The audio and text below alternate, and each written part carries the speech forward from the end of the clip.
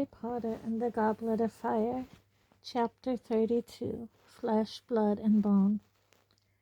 Harry felt his feet slam into the ground. His injured leg gave way, and he fell forwards. His hand let go of the Triwizard Cup at last. He raised his head. "Where are we?" he said. Cedric shook his head. He got up, pulled Harry to his feet, and they looked around. They had left the Hogwarts grounds completely. They had obviously traveled miles, perhaps hundreds of miles, for even the mountains surrounding the castle were gone. They were standing instead in a dark and overgrown graveyard. The black outline of a small church was visible beyond a large yew tree to their right. A hill rose above them to their left. Harry could just make out the outline of a fine old house on the hillside. Cedric looked down at the Triwizard Cup and then up at Harry.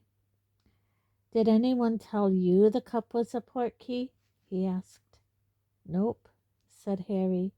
He was looking around the graveyard. It was completely silent and slightly eerie. "Is this supposed to be part of the task?" "I don't know," said Cedric. He sounded slightly nervous. "Wands out, do you reckon?" "Yeah," said Harry, glad that Cedric had made the suggestion rather than him. They pulled out their wands. Harry kept looking around him. He had, yet again, the strange feeling that they were being watched. "Someone's coming," he said suddenly. Squinting tensely through the darkness, they watched the figure drawing nearer, walking steadily towards them between the graves. Harry couldn't make out a face, but from the way it was walking and holding its arms, he could tell that it was carrying something.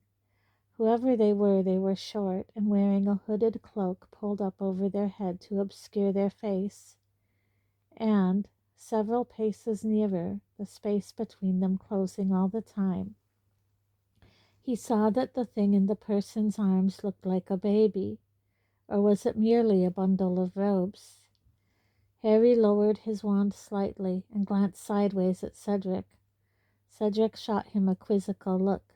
They both turned back to watch the approaching figure. It stopped beside a towering marble tombstone only 6 feet from them. For a second, Harry and Cedric and the short figure simply looked at each other. And then, without warning, Harry's scar exploded with pain. It was agony such as he had never felt in all his life. His wand slipped from his fingers as he put his hands over his face. His knees buckled. He was on the ground and he could see nothing at all. His head was about to split open. From far away above his head, he heard a high, cold voice say, "Kill the spare." A swishing noise and a second voice which screeched the words to the night, "Avada Kedavra." A blast of green light blazed through Harry's eyelids, and he heard something heavy fall to the ground beside him. The pain in his scar reached such a pitch that he retched, and then it diminished. Terrified of what he was about to see, he opened his stinging eyes. Cedric was lying spread-eagled on the ground beside him. He was dead. For a second that contained an eternity, Harry stared into Cedric's face, at his open gray eyes, blank and expressionless as the windows of a deserted house, at his half-open mouth which looked slightly surprised. And then, before Harry's mind had accepted what he was seeing, before he could feel anything but numb disbelief, he felt himself being pulled to his feet. The short man in the cloak had put down his bundle, lit his wand, and was dragging Harry towards the marble headstone. Harry saw the name upon it flickering in the wand light before he was forced around and slammed against it. Tom Riddle. The cloaked man was now conjuring tight cords around Harry, tying him from neck to ankles to the headstone. Harry could hear shallow, fast breathing from the depths of the hood. He struggled, and the man hit him with a hand that had a finger missing, and Harry realized who was under the hood. It was Wormtail. "You!" he gasped. But Wormtail, who had finished conjuring the ropes, did not reply. He was busy checking the tightness of the cords, his fingers trembling uncontrollably, fumbling over the knots. Once sure that Harry was bound so tightly to the headstone that he couldn't move an inch, Wormtail drew a length of some black material from the inside of his cloak and stuffed it roughly into Harry's mouth. Then, without a word, he turned from Harry and hurried away. Harry couldn't make a sound, nor could he see where Wormtail had gone. He couldn't turn his head to see beyond the headstone. He could see only what was right in front of him. Cedric's body was lying some 20 feet away. Some way beyond him, glinting in the starlight, lay the Triwizard Cup. Harry's wand was on the ground at his feet. The bundle of robes that Harry had thought was a baby was close by, at the foot of the grave. It seemed to be stirring fretfully. Harry watched it, and his scar seared with pain again, and he suddenly knew that he didn't want to see what was in those robes. He didn't want that bundle opened. He could hear noises at his feet. He looked down and saw a gigantic snake slithering through the grass, circling the headstone where he was tied. Wormtail's fast, wheezy breathing was growing louder again. It sounded as though he was forcing something heavy across the ground. Then he came back within Harry's range of vision, and Harry saw him pushing a stone cauldron to the foot of the grave. It was full of what seemed to be water. Harry could hear it slopping around, and it was larger than any cauldron Harry had ever used. A great stone belly large enough for a full-grown man to sit in. The thing inside the bundle of robes on the ground was stirring more persistently, as though it was trying to free itself. Now Wormtail was busying himself at the bottom of the cauldron with a wand. Suddenly there were crackling flames beneath it. The large snake slithered away into the darkness. The liquid in the cauldron seemed to heat very fast. The surface began not only to bubble but also to send out fiery sparks as though it was on fire. Steam was thickening, blurring the outline of Wormtail tending the fire. The movements beneath the cloak became more agitated, and Harry heard the high, cold voice again. "Hurry!" The whole surface of the water was alight with sparks now. It might have been crusted with diamonds. "It is ready, master." "Now," said the cold voice. Wormtail pulled open the robes on the ground, revealing what was inside them, and Harry let out a yell that was strangled in the wad of material blocking his mouth. It was as though Wormtail had flipped over a stone and revealed something ugly, slimy, and blind, but worse, 100 times worse. The thing Wormtail had been carrying had the shape of a crouched human child, except that Harry had never seen anything less like a child. It was hairless and scaly looking, a dark raw reddish black.